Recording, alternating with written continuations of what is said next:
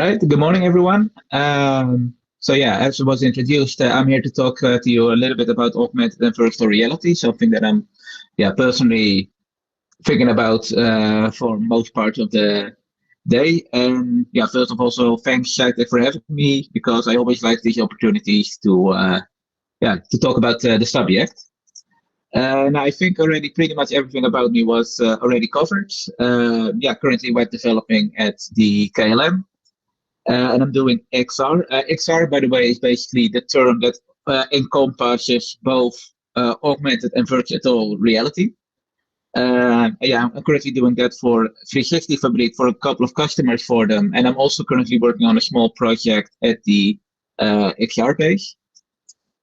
And yeah, to be honest, already, I think most of it already got spoiled. But yeah, I live in the middle of nowhere with my beautiful wife, two cats, one that may pop up halfway through because he always likes to sit on my lap whenever I'm talking, and two dogs. And indeed, I come pretty much from a computer family, and my dad actually recently admitted that my middle name is not a coincidence, that it's Pascal. Um, and it's pretty much named after the programming language. Personally, I have very little experience with it. Most of it was with Delphi, and the less said about that experience, the better. And luckily, I'm also not here to talk about any of that. The goal for me for this talk is mostly just to highlight a little bit about what augmented and virtual reality is about and how we can use this in the browser. I'll be giving a couple of short introductions on what can be done and how we can build it. I won't be going too deep into the code on how everything works. My personal hope for the talk is that I can trigger you to investigate more into what's possible with these features. So, as I said, XR is an encompassing term for augmented and virtual reality, and I'll be going a little bit more in depth into what the difference between the two are. And for me, always one of the more interesting facts is that they're both pretty much as separate and as different from each other as possible. One is basically about enhancing the world, and the other is basically about making sure that you forget about your world. The first one that I will cover is augmented reality, which is basically about projecting things into our world, basically enhancing it. The most common one that you've likely already seen so far is basically that you grab your phone, you point it at something, and something appears there. This is something that became more mainstream as of late when Apple introduced the AR kits that can do all of this without requiring any special hardware, and Android followed shortly with that by using AR Core. Which basically allows the software to recognize where planes are. A plane can be anything like a floor. And I think some of the more recent iOS feature is also that it can recognize walls or anything, so you can project something on top of that. Through the power of math, there's also basically the capability of object detection, of basically recognizing things. So before ARKit and AR Core, the most common way of doing augmented reality for small stuff like advertisements was basically to have a QR code. You would point your camera at the QR code and something neat would appear on top of it. But this technology has already gone far beyond object detection. Another aspect of augmented reality that personally I really also don't think we shouldn't forget about is also just face recognition. With face recognition, we can do all sorts of silly stuff these days with the Snapchat filters. Personally, also, I had actually hoped to do this live, but I had some issues with my camera this morning. But a while back, I was also actually able to prank some colleagues of mine by making them think that I had gone to the barber and just completely shaved my head. What you're just seeing here is of course fake. I basically used a snap camera filter here that would make me appear bald. But for me, always the most interesting thing about this is that people also genuinely believed it.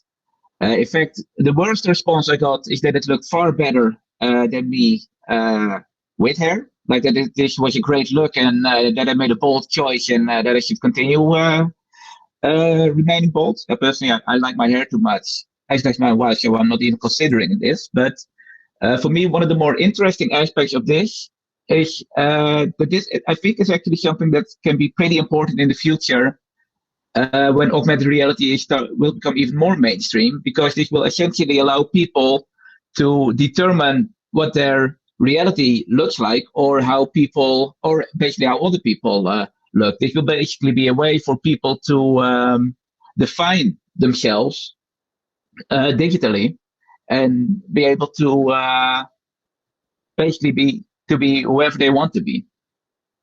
But we're not there yet, because I don't think we're at the point yet where everyone will just grab a camera and look around at their surroundings. We really have to wait for augmented reality glasses to take off.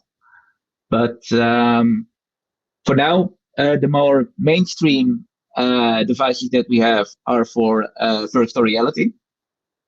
Now, virtual reality, as I said, whereas augmented reality is more about enhancing our current environment, virtual reality is more about bringing the user into an entirely different world. Like you wear a headset, much like this one. This is the Oculus Quest, and to be honest, this one has already become fairly mainstream in the past years. That I do also sort of assume that most people have already tried this out in the past. And then when I say immersion, then I assume you sort of know what I'm talking about, because the moment when you start wearing the headset and you start use it for more than 2 or 3 minutes, at some point your brain will basically just think that, okay, I'm in a different room now. I'm on a space station. I'm firing lasers at drones, and this is fine. This is my life now. Whereas one of the nice things about augmented reality is that it can be used anywhere. Is one of the biggest issues with virtual reality is that you're limited by your environment. Like, I currently have the luck that I have this large space behind me. I have a small space of about 2 by 2 meters here reserved specifically for VR, which basically allows me to wear the headset and walk around. But most experience require you to be able to go beyond those 2 meters. One way to solve that is basically by allowing the user to teleport around, like they can point their controller at something and then they jump to that position. Most VR experiences also have a controller with a joystick on top of it, so you can also use that to just glide forward and backwards. There are actually some treadmills here. I have one out of frame here. But those are definitely not ready for consumers yet. But that's also just one way of being able to walk around and get past the limitations of the environment. But it's one of the bigger issues when it comes to virtual reality, like how can you really move the user around? Because in the end, virtual reality is basically just all about removing the user from our current reality and putting them somewhere else. Like if they want to be with Leonardo DiCaprio on the Titanic, we have the technology. And for me, one of the most coolest things about this is that we can do all of this in a browser. When they started out, you had to build most of those experiences with an engine like Unity or Unreal. Most of those engines were able to adapt fairly quickly to both virtual and augmented reality.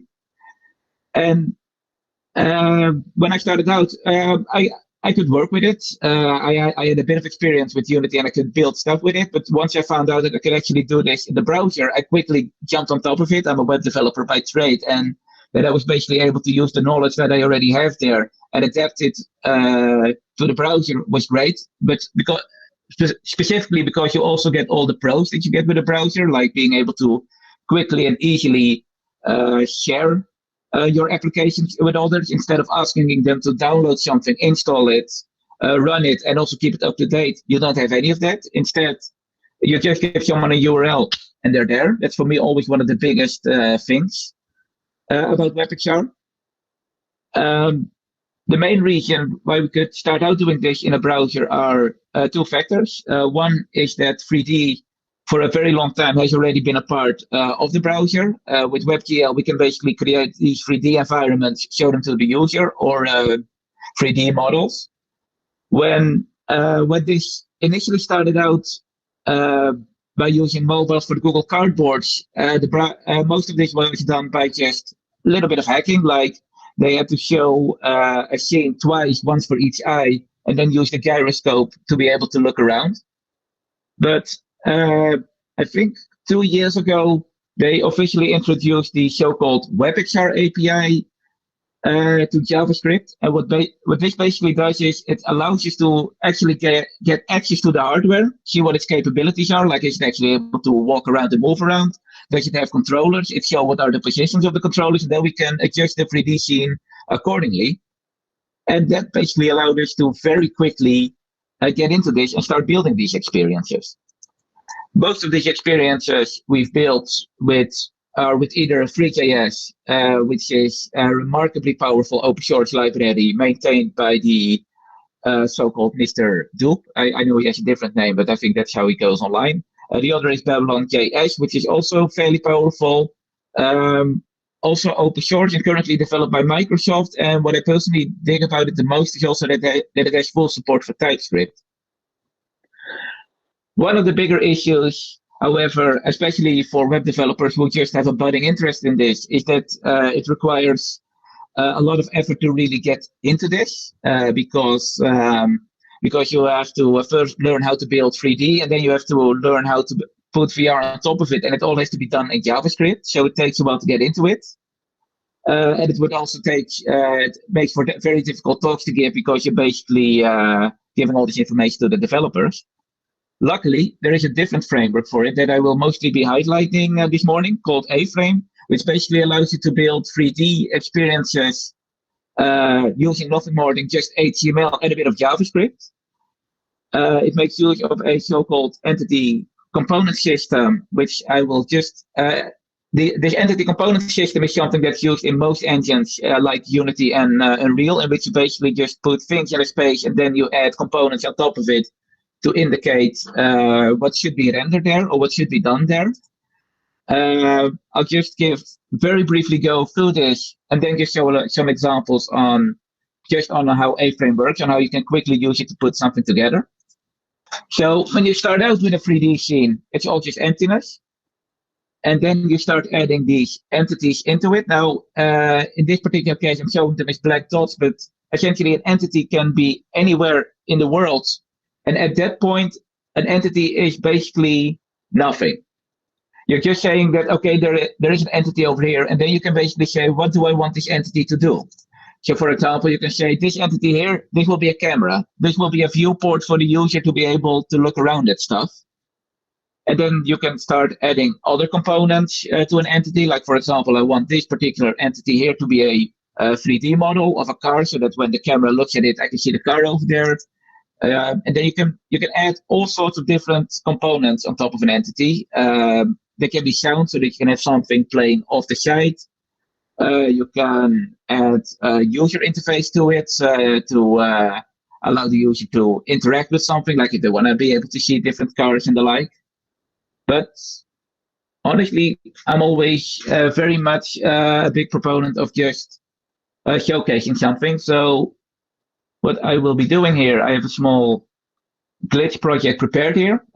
A-Frame and everything is already loaded on top of it. And I just want to guide you a little bit just to show how easy it is to build a 3D scene in A-Frame. After that, I'll be talking a little bit more on how we can adapt whatever we've built in A-Frame to augmented or virtual reality. But I'll first just start off with just with A-Frame. So as you can see, when you start out over here, you have basically nothing. The space is white. So what I first just want to do is I'm going to add an entity. And again, this is all nothing more than HTML. I'm going to add an entity in front of the user. So position is basically X, Y, and Z coordinates. So now I put an entity in front of the camera. Now I said there's nothing there yet, so I'm first going to add my first component to it. How this works in A-Frame is essentially that each attribute that you add to an entity can be a component. And these components are also something that you can easily build yourself, which I can also showcase in a bit. But for example, the first thing that I'm going to do is I'm going to add a geometry component on top of it. And as you can see, now we already have a box of it. A geometry component creates a box by default. Components, however, can also have all sorts of different properties attached to it. So if I, for example, want to say that I want to show a sphere, then I can just change the primitive. There I have it. And I can now just very easily just move it around. I can, remaining frame view. I can, with a material component, I can assign a specific color to it. Let me also just put this more. And then at this point, essentially, you can start doing all sorts of wacky stuff. You can change the scaling of it so that it can get a different form. Actually, let me just turn this back into a box. For example, say that I want to create that odd. Oh, that's the wrong one. X, Y. For example, if I want to create the monolith from 2001, well, there you have it.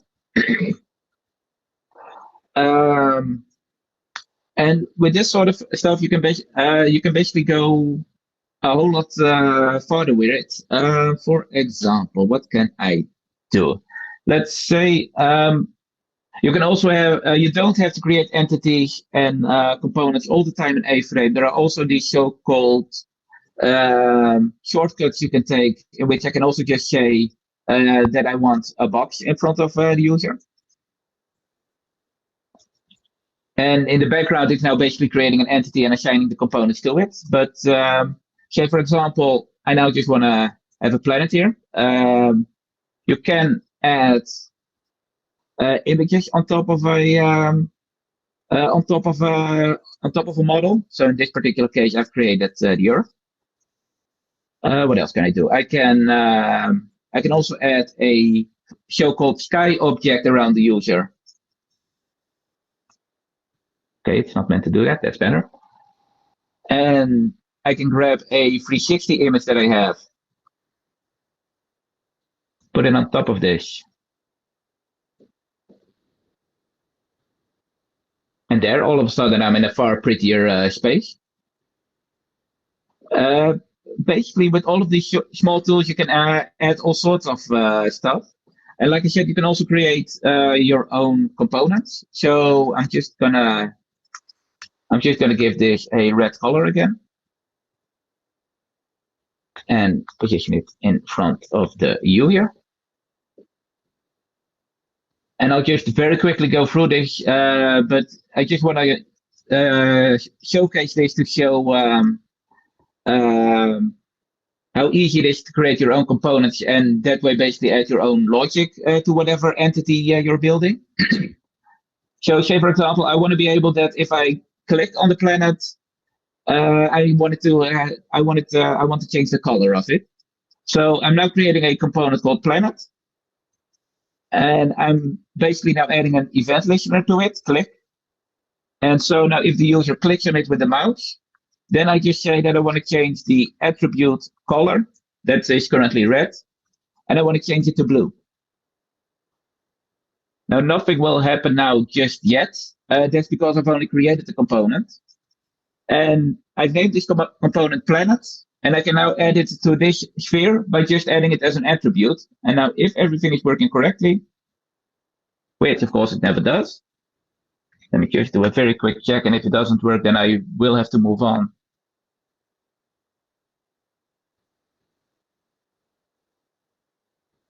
That's a shame.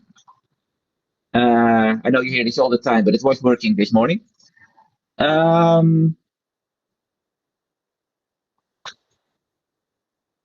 All right, just a very quick alternative on how you can do this, because also the neat thing about A-frame is that you're not dependent on using their components. You can also just add vanilla JavaScript, or you can add, or you can use something like Angular or Vue.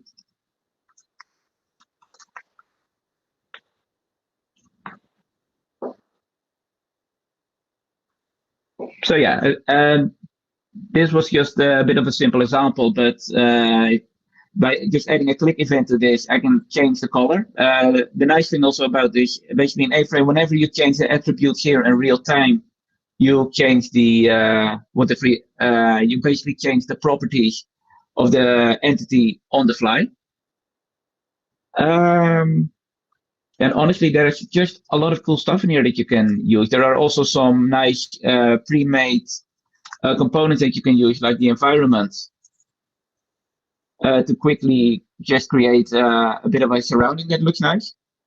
Like, for example, if you just want to show a forest around the user, this is the so-called A-frame environment component that was created by another user. And there are basically tons of components out there that you can just quickly grab and insert into your scene to add all sorts of neat and cool stuff to your environment. It's all, again, there's the A-frame school. If you look for it online, it will basically guide you a little bit on how A-frame works. And for me, it's always just a really good place to start.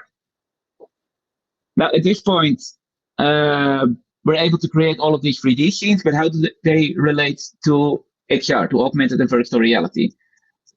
That's essentially what I would like to talk about next. Because augmented reality is the first one that I will cover. It's the main hardware that I will be focusing on will be for mobiles. There are some capabilities for the desktop, but you really need some hardware that's fairly expensive, like the HoloLens or the Magic Leap, that I think is just outside is outside of the scope of this talk. But what is nice to know is that all of this hardware also support the WebXR API out of the box. So whatever you build will work on something like the HoloLens. Now, for an Android, the good news is it has full support for the WebXR API, so you can basically use it to look at something, and it will be able to project something on top of the on the floor.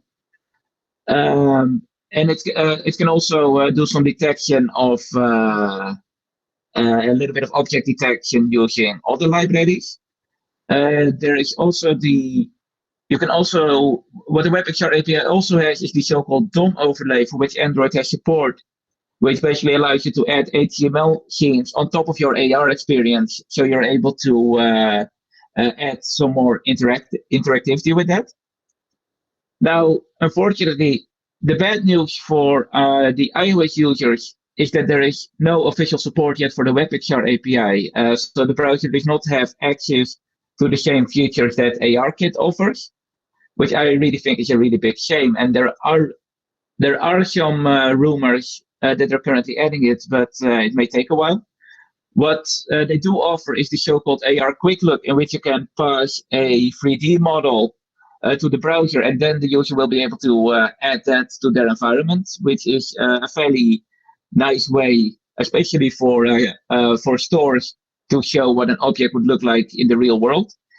And if you do have an iPhone and you want to experiment a little bit with the WebXR API, there is a WebXR viewer in the Apple Store by Mozilla. It's a little bit buggy, but overall it does work. Now, what I want to show now is a small example that I built earlier. And let me just move some windows around here.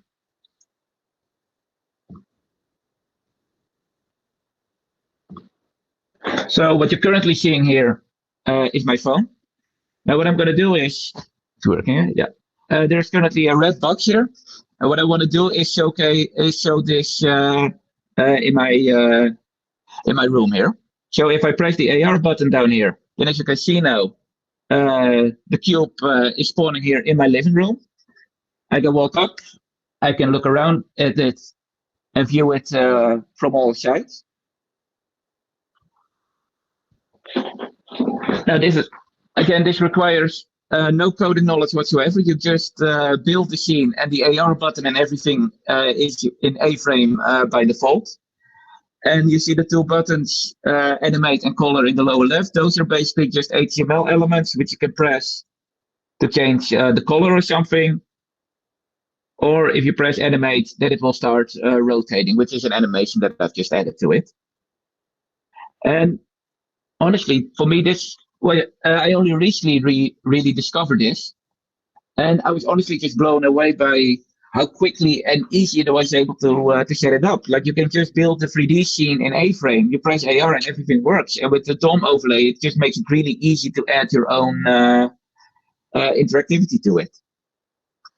There are two online AR examples that I would like to very quickly highlight. One of them is science.link, which also works in iOS, by the way, in which you just have to fill in a length, a width, and a height, and then it will create this box, which you can then project, which you can then project in the real world, which you can then use to, for example, measure if something fits. Like a while back, I had to put a treadmill in there, and I really wasn't sure if it was able to fit.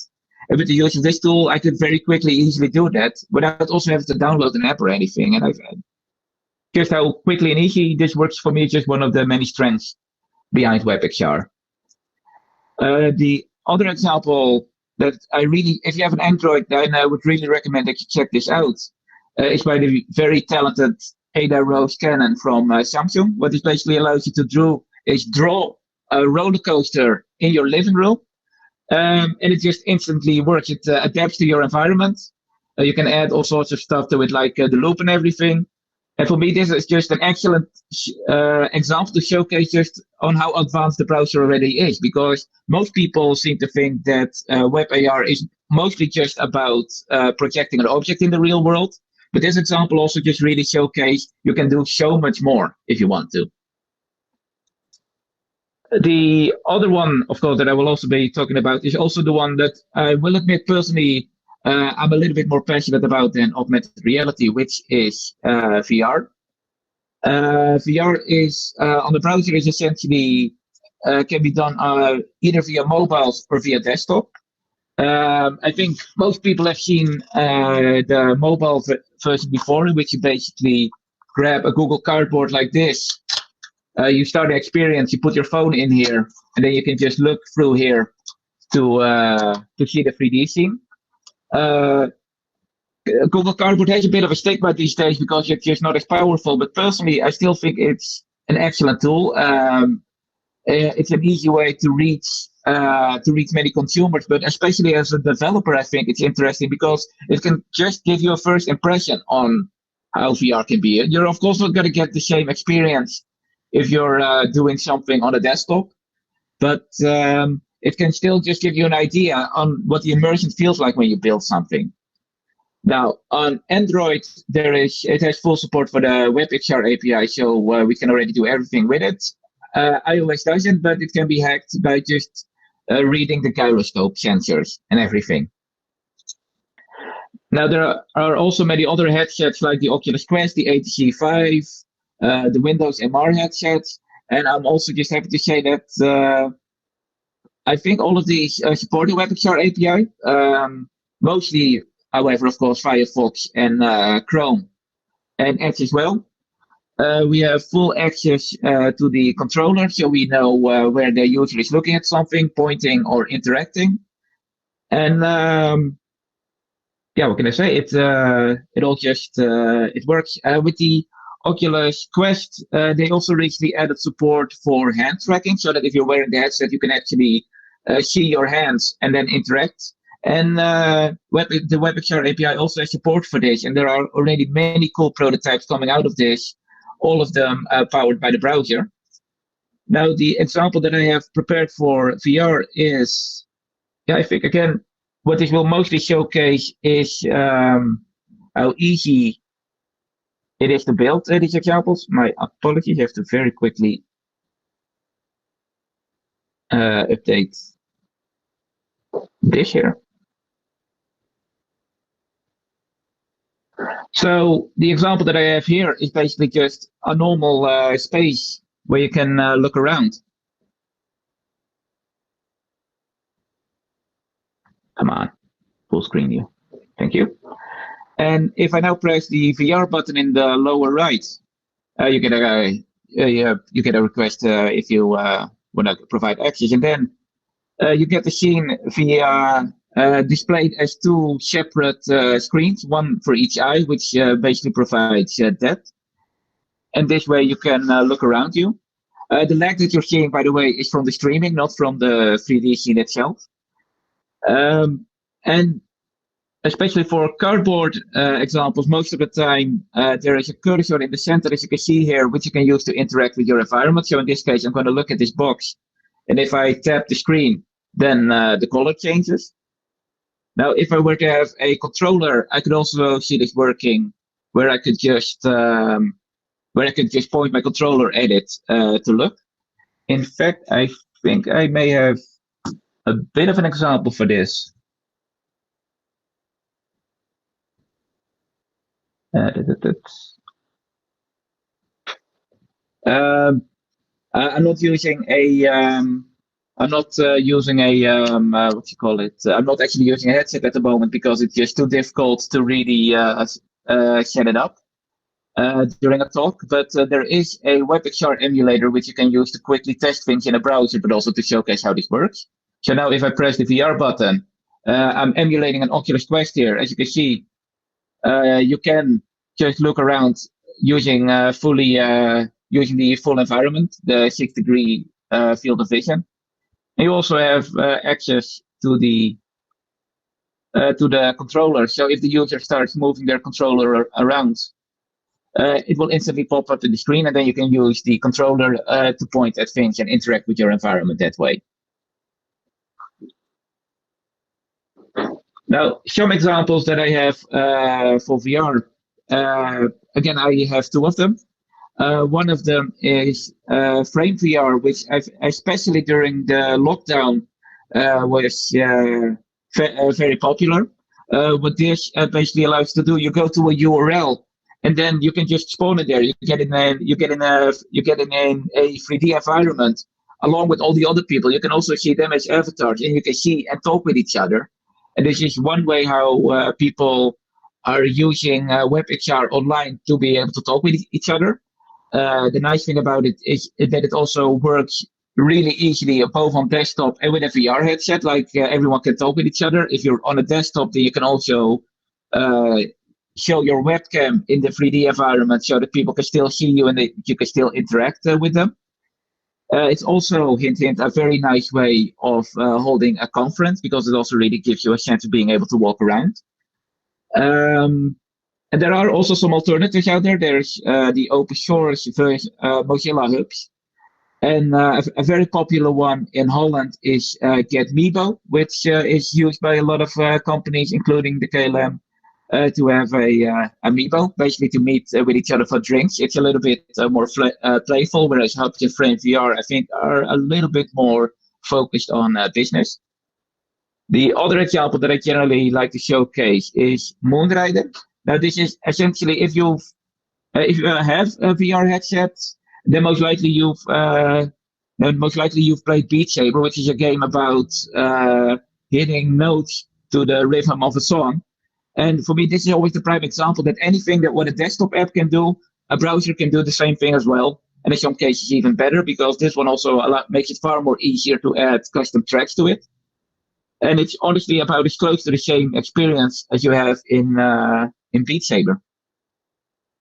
To start rounding off, I just want to very quickly highlight a couple of alternatives that you can also use to build augmented and virtual reality web applications. As I showcased earlier, personally, I see tracking someone's face and putting things on top of them also as a part of augmented reality. If you want to experiment more with that, I would recommend looking at faceapi.js, which can track where someone's face is, where their mouth, eyes, and everything is, and then you can do all sorts of stuff with it. It can also do some other neat things like facial recognition. If you're only interested basically in just showing a model, then you can also have a look at Model Viewer from Google. You can pass a 3D model to it, and it will show up on the page just like a normal image, and the user can interact with it by swiping left and right to look at it from all sides. But it also has support for instantly showing the 3D model in your environment using either the WebXR API on Android or the AR Quick Look on iOS. You just need to provide it with the same model that iOS uses for this. And it's also powerful enough that you can still add all sorts of small interactions like annotations as such. It really allows you to very quickly show something if all what you're interested in is just showcasing a model. If you're really interested in building AR that can basically work on anything, desktop or mobile, Android or Safari, then it's also worth it to give the 8-wall a look. This basically allows you to create an augmented reality experience using JavaScript or A-Frame, but the neat thing here is that it works on everything. Most of this is because I think most of the calculations is done on their server instead of using the hardware. The biggest downside of it is that it's fairly expensive, especially for commercial use. There is a license that you can use to build things for yourself, but then there are some hard limits. So it's good enough if you just want to do a little bit of experimenting, but if you really want to use it for commercial use, then it's like I think about $1,500 per month, which is also the only reason why I've only used it for a single client so far. But it's incredibly powerful and really easy to set up. Now, the biggest downside for why WebXR is not taking off, I think, is because of the tooling. For desktop experiences, most of these are built using Unity and Unreal, which are engines which have existed for more than 10 years now, that also have the tools to create 3D experiences. And the alternative that I would recommend then is the so-called WONDERLAND engine, which also allows you to build a 3D experience. But this one comes with an editor in which you can basically just grab objects and 3D models, put them all together. You can easily just place them anywhere in the desktop itself instead of having to use HTML to see if everything properly fits. And you can build components using JavaScript. At the moment, the editor is still very much in alpha, but for me, it shows a lot of promise. And I really think that this has the potential to become a very important tool to build these WebXR experiences. And honestly, I think I could go on forever about it because there are so many other cool stuff that I really would like to show off. But this is really all that I can show now in the allotted time. Again, for me, WebXR is really one of the main things that can really help take augmented and virtual reality take off even further, because it makes things just far more easier. It makes it it's very easy to develop for. It's very easy to deploy it or show it to someone else. There are talks these days, I think Facebook introduced it, about the so-called metaverse, which is basically meant to bring everything and everyone together so that it should be easy to jump from one application to the other. And there are plenty of people, myself included, who are pretty much just saying that we already have the metaverse. We have the browser. It already allows us to jump from app to app. And I'm really hoping that more people are able to see this at some point in the future. I hope that I was able to convince some of you on what is possible and what augmented and virtual reality can offer, and especially what the browser can offer in this regard. And that's all it for me. Are there any questions?